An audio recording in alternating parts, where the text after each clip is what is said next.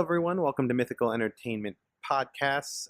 I'm your host, Mithrandiel, and today I am joined by a couple of my colleagues to discuss the spring season. It's now wrapped up, and we're going to have a little brief chat here about the shows that didn't stack up, shows that we loved, and shows that we are looking forward to in the summer season.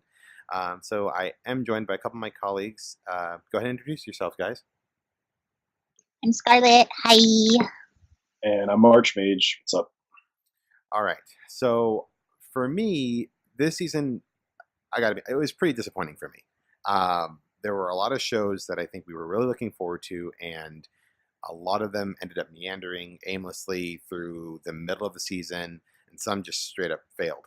And so the hype train didn't deliver. Yeah, the hype train derailed. Many were killed. Not many survivors. It was awful. Yeah, I think you guys are being a little too harsh, but whatever. Yeah, well, okay, Archmage, you've kind of consolidated our list. We had a lot of shows we talked about at the beginning of the season. So to refresh some of our memories about that, go ahead and go through some of the shows we talked about briefly. And maybe what we were hoping from them, or what you got out of the season from those shows. All right. Well, with my list, I mean, it's not going to really be apparent that my viewpoint is different than yours. I just think that to put it into perspective, having 15 plus series that we're looking at the beginning and still getting like a solid 4 or 5 out of them that we watched all the way through, that's a pretty good ratio when you consider it's a 33%. That's an F, bro. I wouldn't want to take that home. It's not when it comes to. It's not that bad when you think about previous seasons. I bet if you go back and you look at certain seasons, you're going to find ones that it's like 1 or 2 standouts. When you have 5 of 15, that's still pretty good. No, you know what? I know we're supposed to be doing top 3. I didn't even get a top 3. Oh, that's harsh. We'll get to that in a minute. That's harsh. And you had some ones that you were really excited about. All right. Well, I know, yeah. Anyways, all right. So let's go down the list. So we had My Hero Academia, definitely the breakout from this season.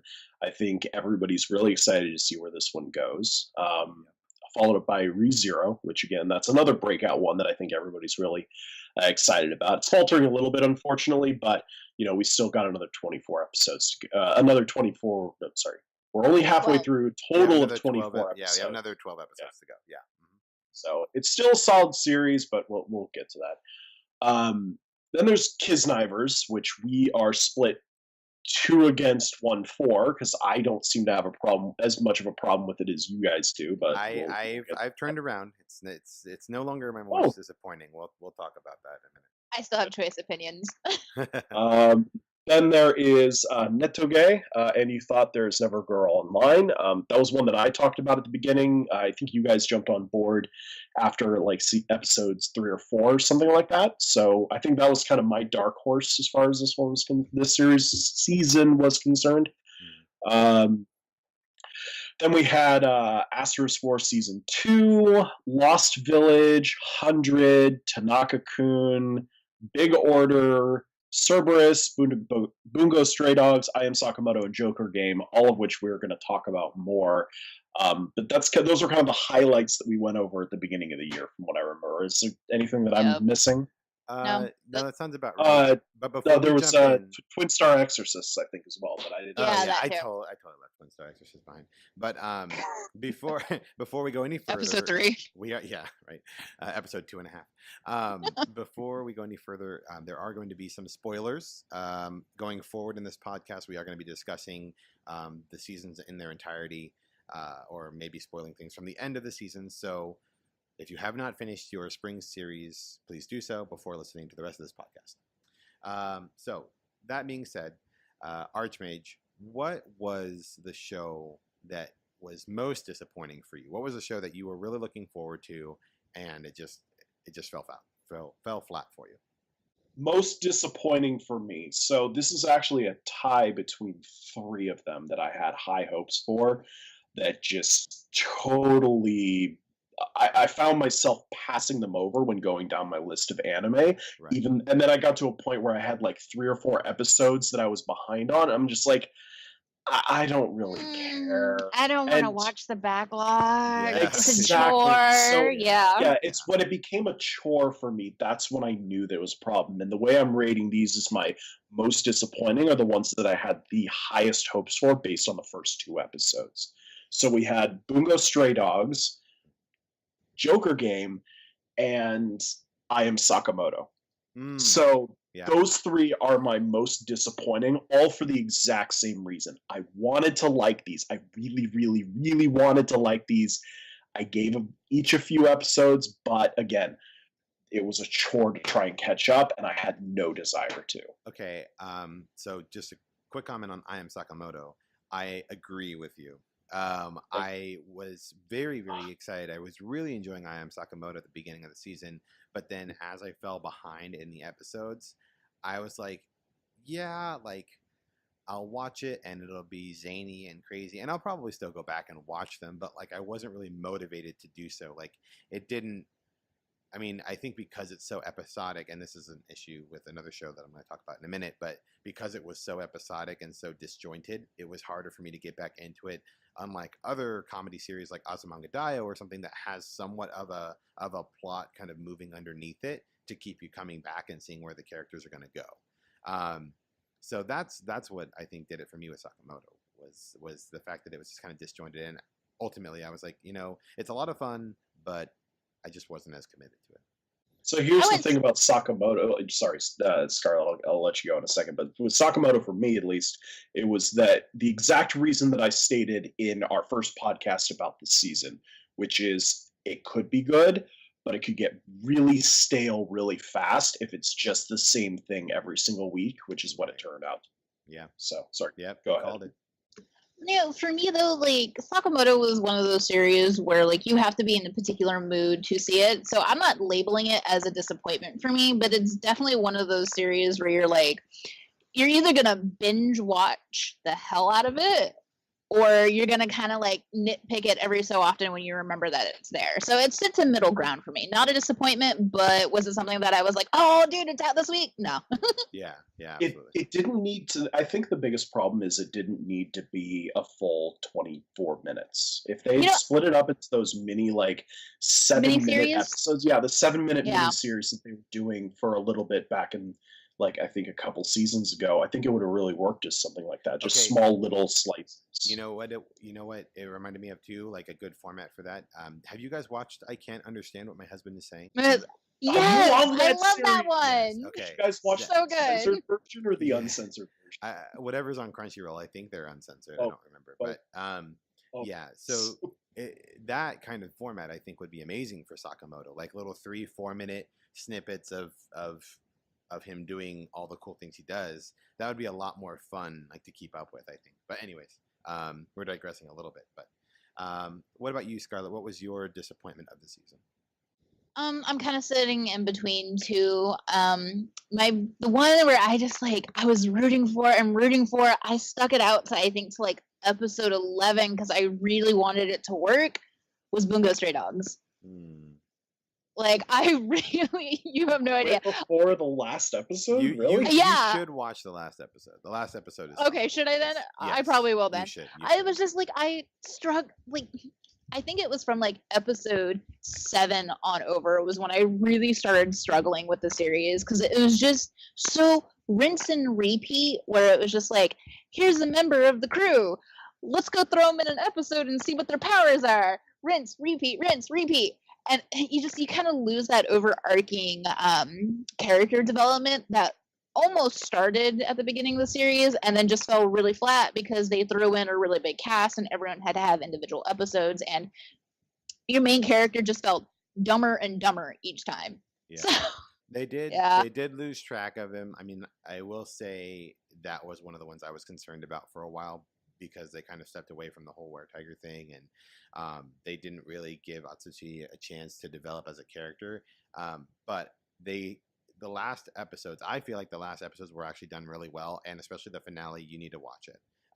Okay. You need to watch the finale because it's got some great action in it, and it's setting things up for the next season, and it's kind of Oh God, I got a next season. Yeah, well, I mean, if there was a next season, it's like really setting it up well. So I don't. It's not going to be summer, obviously, but maybe for winter or spring, or next spring. I mean fall or winter.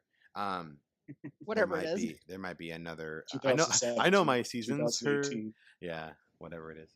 Yeah. No, with I think with Bungo Stray Dogs, it's kind of the same problem I have with Joker Game. Is it's I guess two sides of the same coin. Yep, Joker that's Game, why I totally stopped with Joker Game as well. Rinse and repeat. That's super exactly. Yeah. And on top of that, Joker Game had a problem where you had a bunch of characters who didn't have distinct personalities, so you didn't really care about anyone. But Bungo Stray Dogs is on the opposite side of that coin, where you have super distinct characters, but they try to give them all like even screen time, Right. and they kind of cast their main. And you brought this up, Myth, that the main character kind of gets thrown by the wayside. And with a series like, especially with Bungo Stray Dogs, where you have such distinct personalities, you have to have a strong main character that your viewers can empathize with and you like over everybody else. If your main character isn't your favorite character, then something's wrong with your series. And I think I've said that before, that if you don't like the main character, if the main character your side could characters die and nobody would care, you're doing it wrong. exactly. Yeah. So and that was kind of at the point that it got to. Now you mentioned Joker Game briefly, and that's mine for the season. That's my disappointment of the season for a couple of reasons you were mentioning. It got very episodic. And the premise was so interesting that they could have done so much more with that universe, with those characters. And the argument is that they're not supposed to be distinguishable because they're spies. So people are like, "Ooh, it's like real spies, like you don't know who this person is." And I'm like, that's not entertaining. Like if I don't know who this person is, I don't care if they live or die. I don't understand their motivations. I don't, like it was hard to connect. I mean, I liked some of the political intrigue that was going on and like spy against spy that was happening, but there was just not. I couldn't piece it all together. So it was really. They were also disappointing. really disjointed too. I mean, like you got so many different episodes where everyone was like doing different missions, even though technically it was all supposed to weave together for that finale at the end. Mhm. It just didn't do it. Like way too many loose ends that went in a couple of different directions that didn't come together at the end. It was just messy. Yeah, I agree. So yeah, Joker Game was my disappointment. However, I was able to salvage a top 3 out of here. I know Scarlett wasn't able to get that many, but I did get. I made up for it with 4, so don't worry. I'll steal one of hers. Okay. I did get a top 3, and actually my number 3 is Bungo Stray Dogs. And the reason for this is, again, I was worried that it was wandering a bit there in the middle. However, the characters sold the show for me. It's a great blend of comedy and action. One minute I was like really enthralled with the fight scene. The next minute I was like doubled over because, Desire is doing something ridiculous again. So I really liked the banter. I liked the interpersonal relationships in the series. And really, for me, it just charmed its way through the season, even when there wasn't much going on. Like, even when it got to a point where it's like, okay, I just spent 24 minutes and I don't really think we did anything. But, you just kind of got to spend time with those characters. I will say, though, the final, I say, 3 episodes or so, like from when the Snow, I forgot the name of the character, but she has like that Snow Assassin gifted ability. The self-out girl, right? Yeah, like the ship for Atsushi. Yeah. So speaking of ships, guys. No, we're not getting into the Kisna. No, not yet. But we'll get there. Yeah, eventually. So that was really solid, especially the finale. So I was really sold on the finale. I think it pushed its way up into number 3 with that, and overall it was pretty entertaining. Again, a lot of the shows suffered from the same symptoms this season, of some meandering. Like around episodes 4 through 7, I don't think there was a single show that was doing well, except for like ReZero and My Hero Academia. But every other show was like what are we doing here? What? Huh? Who are these people? Why do I care? Yeah, why do I care? It was really tough. But yeah, so that's my number 3. Scarlett, what is your third or second or whatever your one of your favorites? Whatever my list. Yeah. I mean, I guess I'll hold off on it, and we can go into a little later when we dig into Kisniver. If I absolutely had to give a third one, it would be Kisniver, but that's very grudgingly, I will say. Okay. Very grudgingly. All right. Well, I mean, we can go into it now if you want. I mean, if you want to grudgingly give Kisniver the number 3 spot, you can tell us why you're giving it to it grudgingly. Grudgingly, just because I have to fill out a number. Look, Kisniver definitely wasn't one of those shows where I was tuning in every week because like I cared and I really wanted to know what's happening and I was totally into the show. Kisniver was that show that I was tuning into every week, trying to figure out what the was happening. Yeah. And not in a good way. Like, it was just, like I said at the beginning of the season, like, Trigger hyped this series like nobody's business. And I was on that hype train. And I think I fell off my hype train about 3rd episode in. And I'm going to call it like what it is. Like, Kisniver should have been a slice of life story. It should have been, given the premise of bonding and everything else that was in that show. But Trigger doesn't know how to do slice of life stories. They know how to do big, flashy, in your face, a little off the walls. So they threw that flair onto a slice of life story, and it just didn't meld well at all. Yeah. I will say Kisniver almost made my top 3. Kisniver was almost my 3. And I think it made a decent enough recovery in the final episodes, especially with the voice actors. I think the voice actors drove home a lot of the really emotional scenes in the final episodes. And as you said, and as we've discussed before, there was a lot of hype to live up to as the follow-up project to Kill la Kill. It was a different kind of series, but it became hard at some points to distinguish how much of that emotional weight was the result of good storytelling and how much of it was the result of a Pavlov-like reaction to the Kizna, which is something that I wrote about on the site already, that, everyone's Kiznas would go off when someone felt sad. And so you were supposed to feel sad.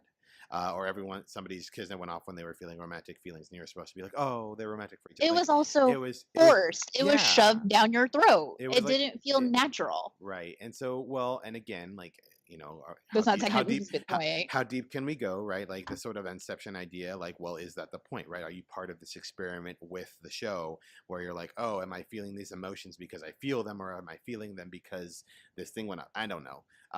Maybe I'm being too self-aware, going too meta or something. I don't know. You guys, I don't know what your guys' problem is with Kisniver. I mean, personally, I like this series a lot, I mean, I think having this particular ending is really the only way they could have gone with the story, unless they wanted to just... It ended, come on. It ended very cleanly. It ended very cleanly. Yeah. It ended very neatly. But it ended predictably. It stuck. Okay, what was the other option? The other option is they just pandered all the shippers out there. That was the only other way they could have gone, and I don't think it would. They could have just killed Nori, and we would have been done with it. I wouldn't mind if they pandered to my ship. But anyways, my redheads made it. I don't care what you guys say.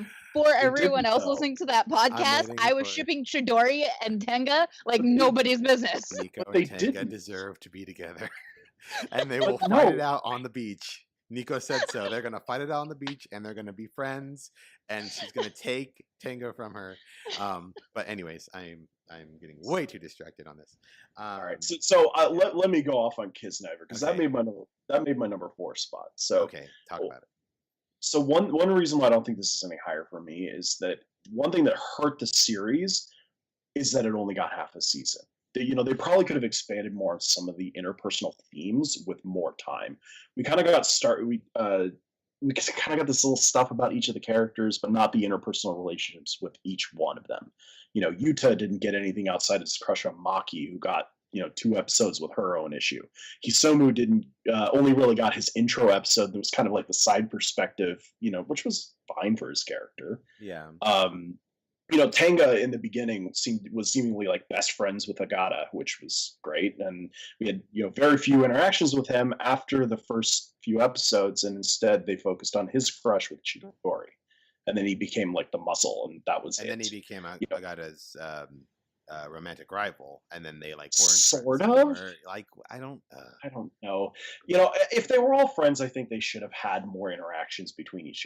Tenga chatting with Yuta, Nico with Hisomu. Outside of that last episode, I suppose, but Maki having not having interactions with really anyone, I kind of get, because she's supposed to be the outsider of everyone, but she got 2 full episodes about her, her issues. Yeah. I think I think Maki was a big role in Kisniver because she was so standoffish and aloof. I mean, that was like her type, is like the aloof one, right? Like they were trying to break through that shell. So I think that's why she got a bit more time.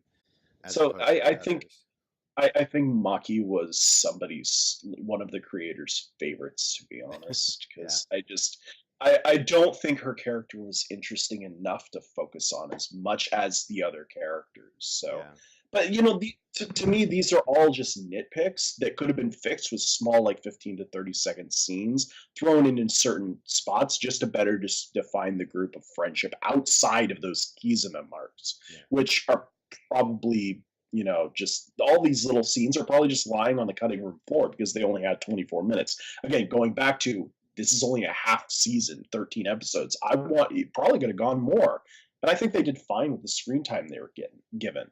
Yeah.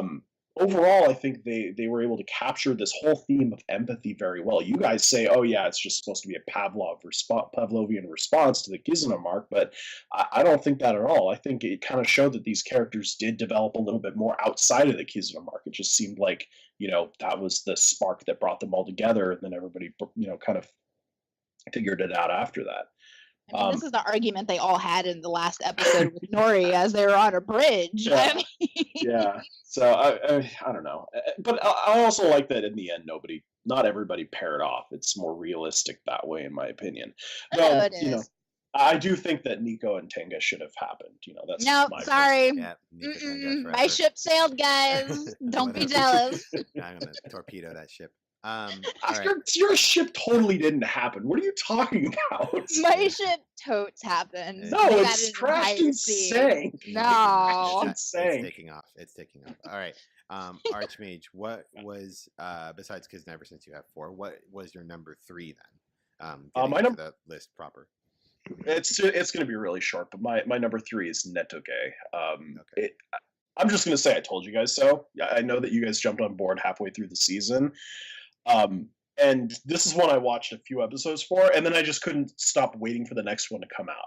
And I'm sad it's done. It's a nice, closed, contained series, but I really want to see more of what these characters do. But I'm glad they're not going any further, because I think it could get old really, with any more. I don't see what else they could do with it, to be honest.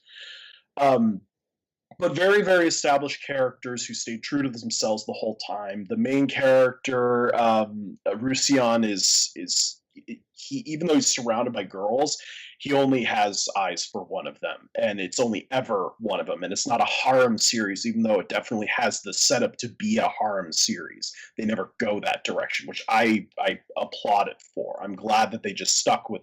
I mean, if you want a series with a one true pairing, they actually do only have a one true pairing throughout the whole thing. So, and the comedy's great. The way they're doing that whole real life in a game, kind of. But it's a nice little twist on it, since that is the flavor of the year apparently, and we're getting so many series like that, which isn't a problem, because I happen to really like that genre. It's really interesting to me. Right. But yeah, I think Netoge, if you haven't seen it, definitely check it out. It's worth it. Okay, Scarlett, what's your number 2 then? I'm actually with put Kisniver on the list. Kisniver on 3. I'm actually in agreement with Archmage for this. You Never Thought There Was a Girl Online was definitely like my dark horse series, where I was just like, I've got some time to kill. Well, why not? Let's watch it. And I think I was like 4 episodes behind when it first started, and I went through 4 episodes like nobody's business. It was just so good. And like everything that Archmage has to say about it is pretty much everything I enjoyed about the series. Like it didn't go into a harem direction. There is an OTP. It stays true to OTP. It's nice. You cheer for it. And then like furthermore, I think I kind of made this we had a discussion about it at some point, or maybe I mentioned it in mid-season wrap or mid-season, is I find it super appealing because in this day and age where everybody's online, we've all dealt with this in one point or another, whether it's a relationship you've had or a relationship your friends had, or you know somebody who's had this relationship one way or another. Like it's so relatable, and that you find yourself laughing at these guys in this situation because you're just like, oh yeah, I've been there before. I've seen this play out before. It's so easy to empathize and sympathize with the characters. Yeah. I've seen enough hentai to know where this is going. It's not, oh my god, it's not even like that. Yes, there's some fan service, but it's really not like that. I know, I'm just being facetious. All right, so Netsuge is your number 2. My number 2 for the season was ReZero. And it was my number 1 for a long time. But was until this week, ultimately was bumped. Stellar animation, amazing voice acting. I actually used it as a case study against Kisniver in terms of how you do good emotional storytelling. For the episode, I broke down, I cried, and I cried some more when Subaru basically is like, I cried. I cried. I cried. Such a good episode. It was a great episode. God. It was a great episode. It was an amazing episode. They dedicated that whole episode just to his emotional breakdown. Yeah, and then, it was also, and again, like unlike Kisniver, which felt manufactured and fake, it all was very real. It all was very relatable. Like I think we've all been at that point where we're like, we put on a happy face, we're putting on a strong face, and sometimes we don't have the benefit of the person who can see through that and give us a moment to have that breakdown. And so when Amelia and Subaru had that moment, it was so powerful. It was just an amazing episode, and the show was absolutely the breakout show. Absolutely stood head and shoulders above the rest. But the finale, is this the finale, or are we getting? Is it continuing in summer? It is. It isn't straight through. It's going straight through. Yeah. Okay. Well, that's good.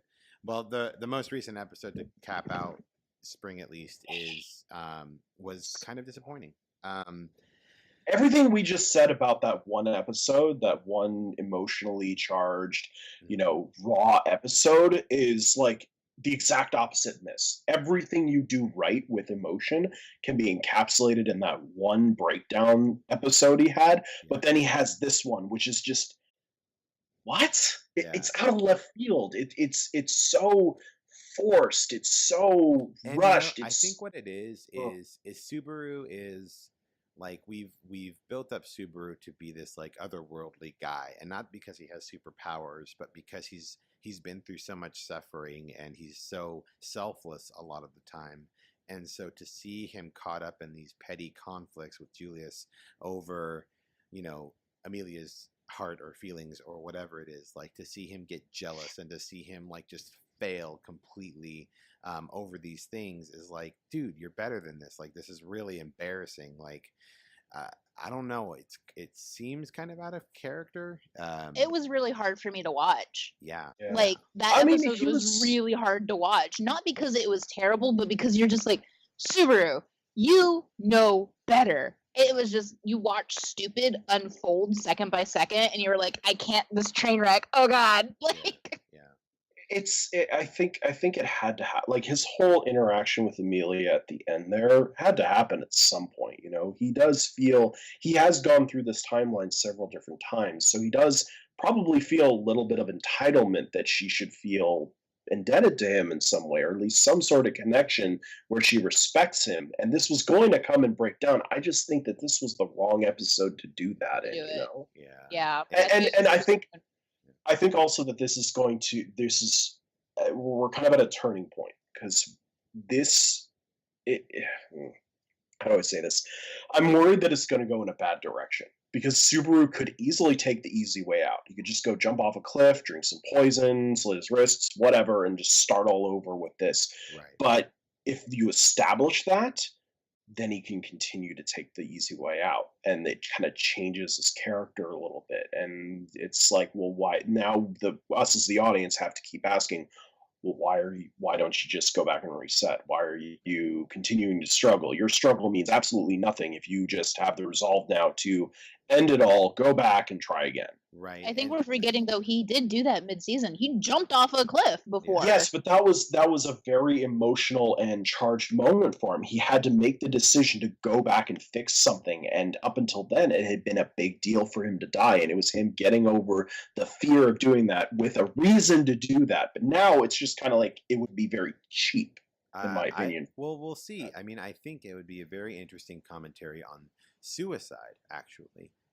Just in general, like the idea that Subaru has kind of hit rock bottom. He's in this world that he doesn't understand. He just got left by the only girl that he really cares about.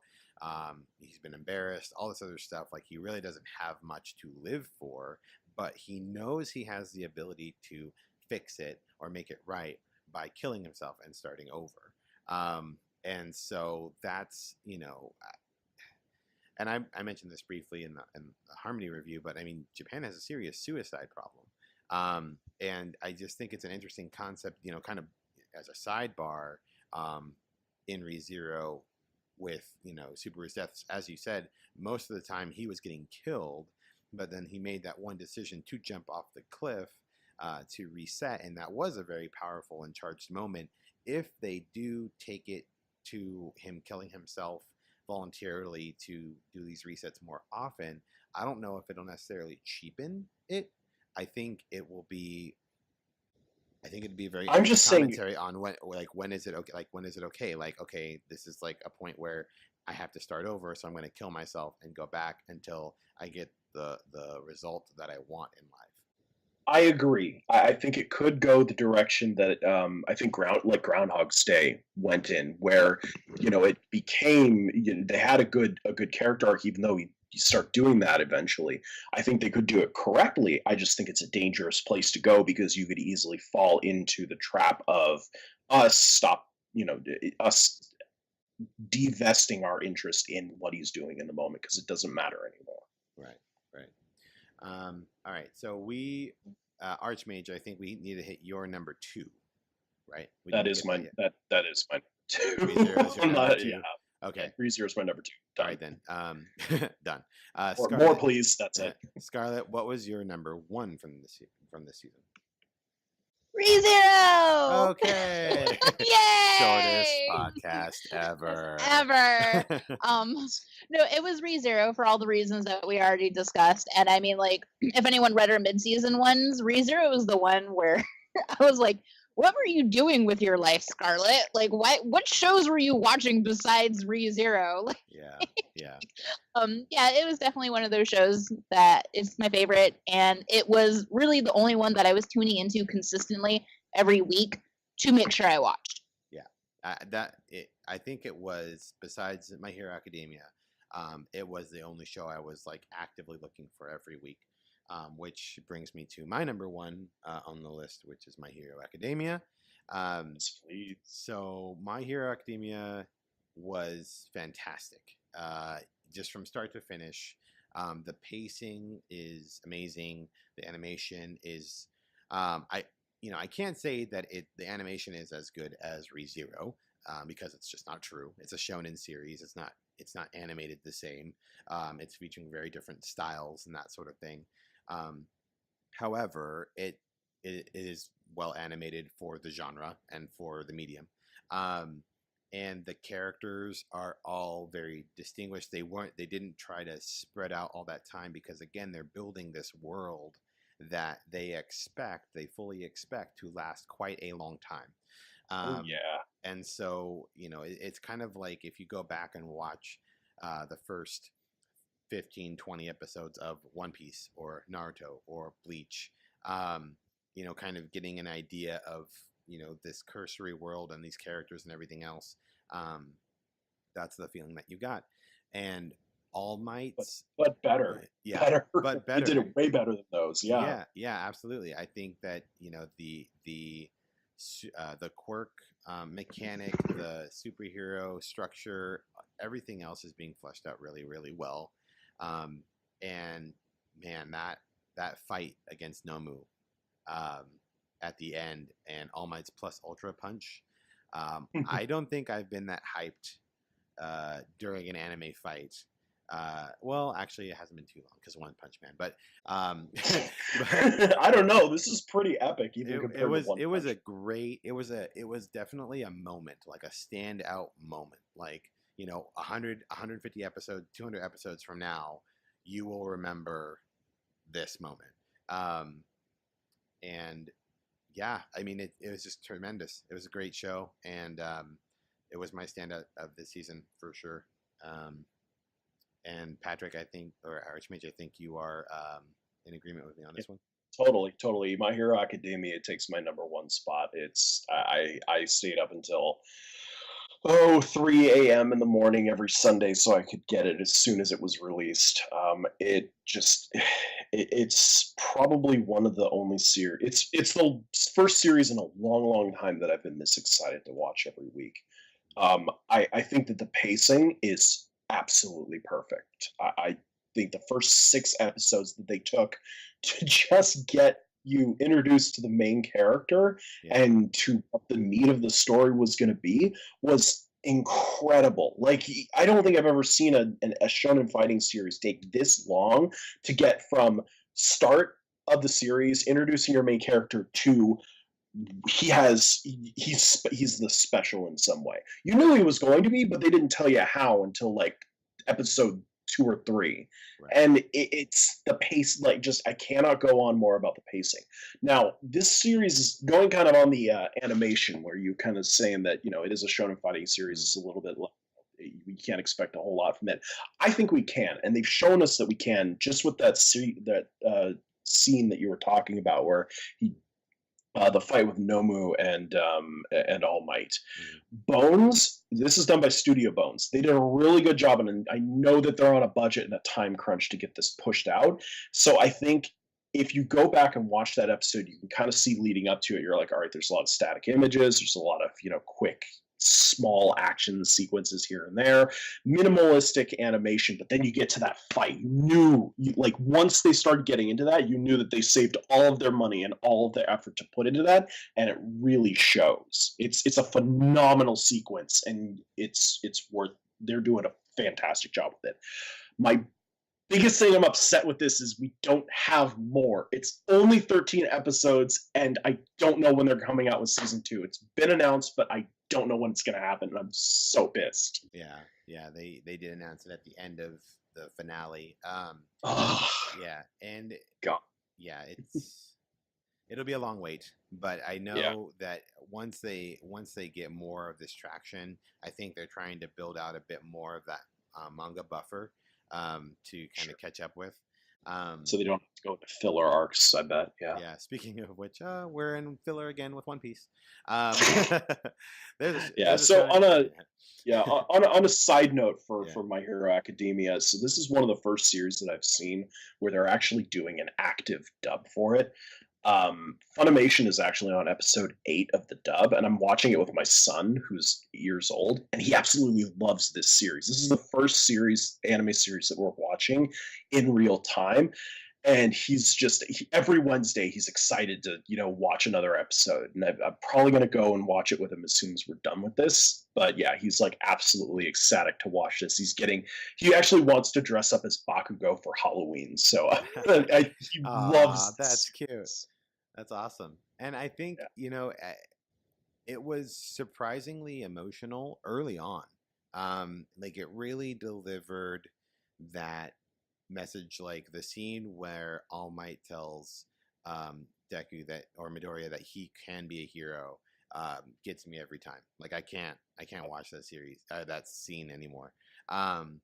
And because I'm not crying, you're crying. Yeah, exactly. And preview of watch for the podcast. Watch for the podcast coming soon to a theater near you.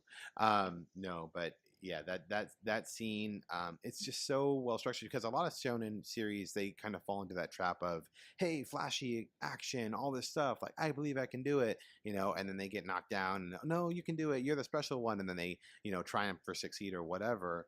But That's really all shonen series. They don't go into like the emotional development. That's just how it is. Like, and so the fact that they really took the time to show Midoriya's upbringing as someone who idolized heroes and idolized All Might and people with quirks and wanted to do that, and then just the utter heart-shattering despair and sadness when he realized that he could not do that. And like, not that he didn't take that and say, okay, I'm gonna like make myself a superhero by like coming up with weapons like Syndrome or something from The Incredibles. Like, he just accepted it. Like, he wasn't gonna be a hero like that. It was only when when the show got started that he started thinking, okay, like, do you think I can do it, when he asks All Might, etc. So I think that's so important, and it lent a lot to Midoriya standing out as a character, and and My Hero Academia is standing out as a shonen series by taking the time and being so deliberate in establishing that world and those characters. So, well, here's the other thing. Fantastic job. Yeah, here's the other thing that makes Midoriya's character so interesting is the fact that he didn't have powers at all. He wasn't going to get powers. Right. They established him as a character who was he was a nothing character, but he kept trying, and he had the attitude to do it, but he was never going to get those powers. And he didn't fall into the trap that most shonen fighting series do, where it's like, oh, he's unlocked his super ultimate power thing all of the sudden, and he's super awesome and all that. No, he had to have this power. He had to be given this power. And it's kind of the the same. Power is hard to control. Like, it's not like Exactly. All Might gave him this power, and then all of a sudden he's like, "That's right, bitches!" Like, and he's just like taking out people left and right. Like, he breaks his bones.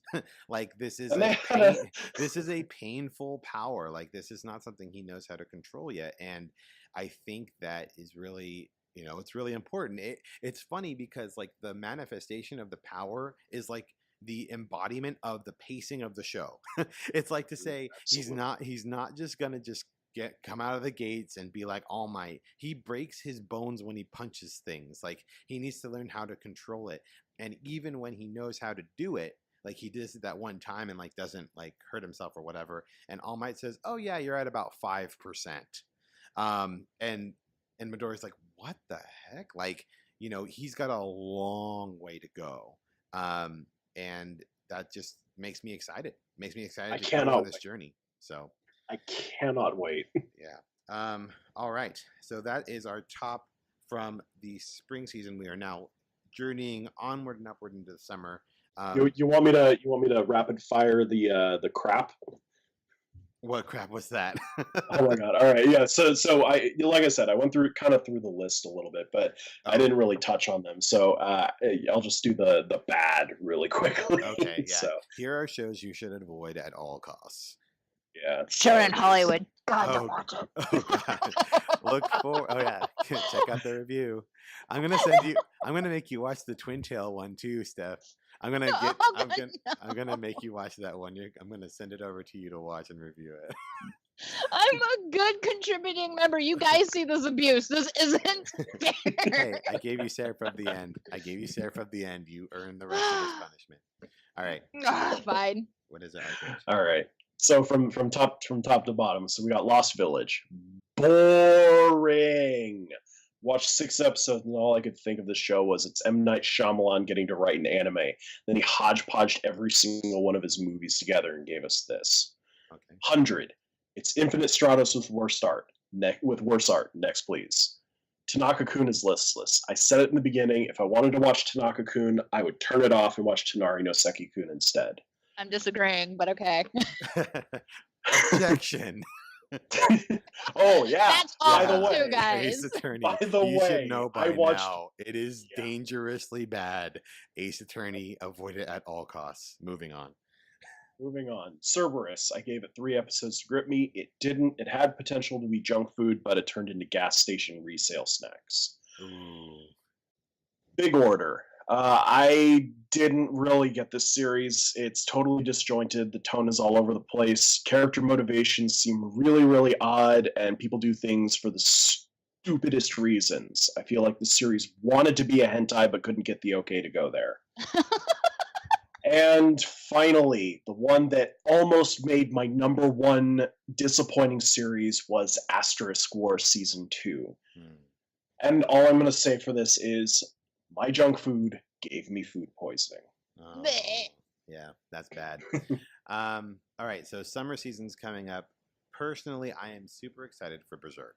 I know a lot of people have been looking forward to the continuation of the Berserk series in animated form, and it's finally here. No more reboots, no more going back to the Golden Age arc over and over again. We're actually going to see more of the Black Swordsman.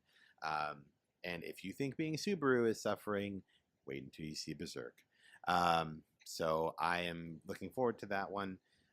Scarlett, do you have any that you're really looking forward to for the summer? You know what? After spring burned us so bad, I'm a little hesitant to get on this hype train. But I'm vaguely interested in 91 Days, which looks like it's just basically a revenge story, mafia status. It looks like it's going to be a whole lot of fun. And also, because I didn't get on the One Punch Man hype train, I am getting behind Mob Psycho 100. I'm looking forward to that. Yeah, definitely. I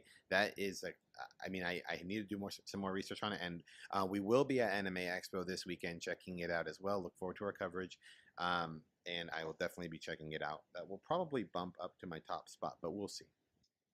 What about you, Archmage? Oh, you want my list? I've got my list.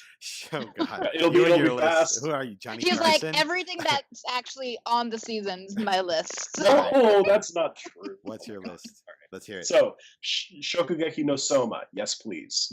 New season coming out. It's like up there with My Hero Academia as far as I'm concerned with how much I like it. Wow. Okay.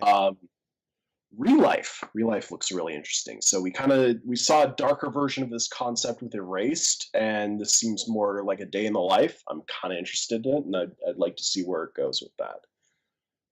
Tired of people dying is what I hear. Yes, exactly. So Orange, I think it has promise. Not sure how you're going to keep suspense if they have access to everything at once. So if anybody's seen Doctor Who, River Song has the Journal of the Doctor, which kind of details out everything that he's ever done, and that's kind of where they're going with this. Letters from the future from her future self, which tell her a sequence of events that are going to happen to see if she can kind of change it to not have regrets. We'll see. I don't know how they're going to make that happen, but it definitely has promise. Mob Psycho 100.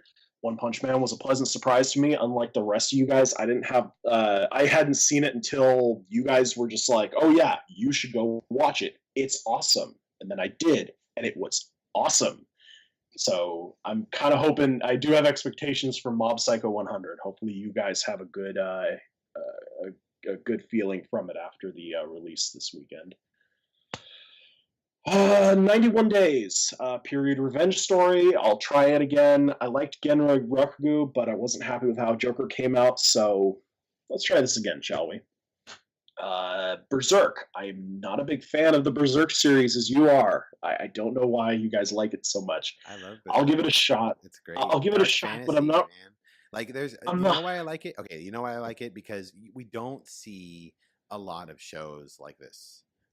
Like these epic fantasy shows anymore, like Record of Lodoss War used to be, and that sort of thing. Like we get a lot of like the Sword Art Online and like more like modern, and so I like the more medieval, classical fantasy universes. Even though Berserk goes super dark with it, I think that's why Berserk has such a big cult base too. Because when it first launched a couple years ago, no series really went that dark. Just a handful had really went down that path. Berserk took it to that level and made it mainstream.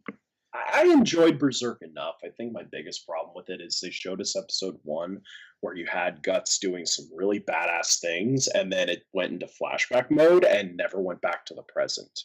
So I was constantly like, okay, we're going to get back to the present, right? we're gonna get it back to where he's a total badass, right? Right? And then it never happened. And then at the end of the series, it just got really weird. And I was kind of like, where the hell did this come from? And I hadn't read the manga, so I don't really know where it goes. Again, I'll give it a shot, but I'm not as bound by nostalgia as you are on this one. Okay, and the original series came out in 97. Yeah, 97. 20 years ago. About 20 years ago. Yeah. Wait, is that 97 Japan and then like 8 Yeah, years later in the States, right? I mean, yeah, like 10 years later in the No, States. no, Berserk. Well, not 10 years later, 6 years. There was a complete box set out. Yeah, in there the was- US there by was- there was a- 2003. We're So- not that old. Patrick might be, but Thanks. Yeah, I just had my birthday, and now I I'm. got- happy birthday! I got that first. All right, Right, cool. so anyways, Taboo Tattoo looks like it's going to be junk food. I hope so. With so many serious series this season, I need something that I can numb out to, and hopefully Taboo Tattoo is that. Servamp, another junk food. We'll see, but it looks cheap. I'm probably not going to keep on this one. I'm guessing it's going to be garbage.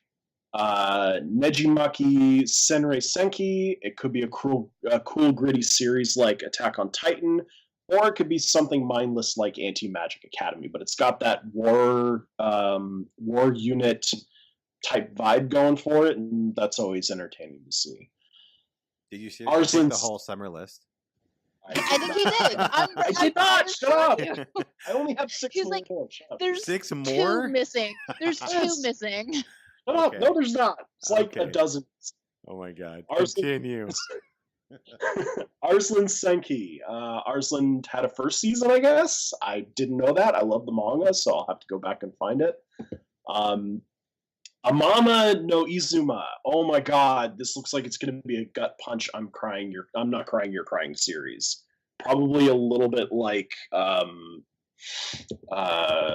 Erased was. So I'm Erased honestly wasn't that emotionally draining. Like I meant we're in- not I talking guess- Clannad or Angel Beats level here. no, but I feel like it's going to be at least the relationship between the main character and the kid is going to be something similar to that feeling, I guess. But we'll see. That's probably a totally bad analogy, and I'll go back on it. But Or whatever. you're crying over breakfast. Exactly. Then there's a new game. I really liked Shirobako, and I really hope this has the same tone to it, but with like a video gaming type flair to it. Then we have Battery and another one, Days. I have a soft spot for sports anime. It's like my guilty pleasure, so I'm looking forward to having something now that Kuroku and Use of the Diamond are gone. And finally, I just And imagine finally- Archmage at home like eating ice cream and watching Swim Free. I haven't and watched just like Free and yet. he has like a body pillow and like Haruka senpai! You guys suck. Oh my gosh, I'm gonna get you a We're gonna get a you a Kuroku. Haruka body. I'm gonna get you a Kuroku's basketball body Oh, pillow thank you for your guys. birthday. That series was awesome. You don't even know. Okay, Archmage. Okay. Okay, we got 3 more to Finally. go, I think. No. This is the last Last one. Oh, yeah. okay. We got Last like one, a all minute right? left. We got a minute to go. And this- Let's go.